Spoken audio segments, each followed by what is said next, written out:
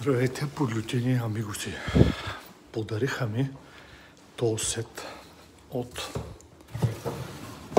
стартов пакет с семена за микс от лют пипер. Днеска, 13 януари, ги засадихме.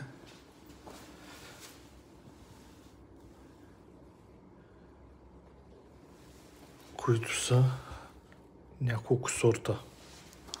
Хабанеро лимон, хабанеро обикновено, хабанеро шоколад, халапеньо М, посейдон и декаен.